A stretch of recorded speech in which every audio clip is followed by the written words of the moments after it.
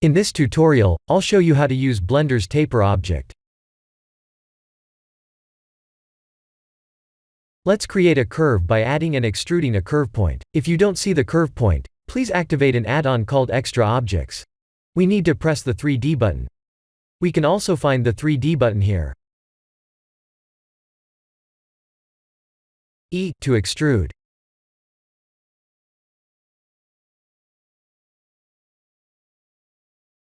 A to select all, and V to set handle type, and A to smooth the curve.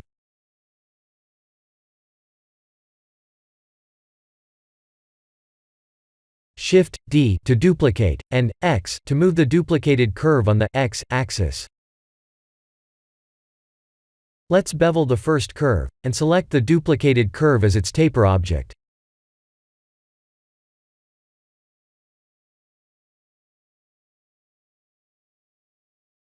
Select the second curve, Tab, to go to edit mode, and move the curve points on the X axis to taper the original curve.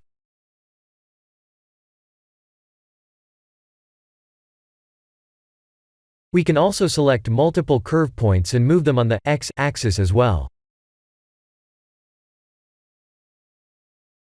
Please create the first curve on the right orthographic view, because for some reason the original curve disappears elsewhere.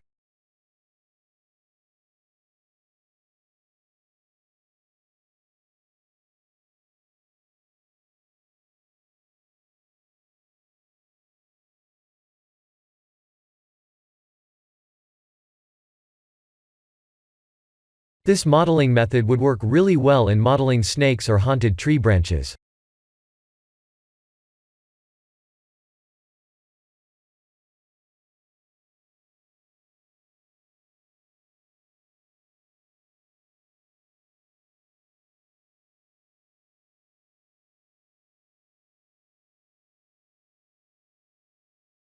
This is the end of the tutorial.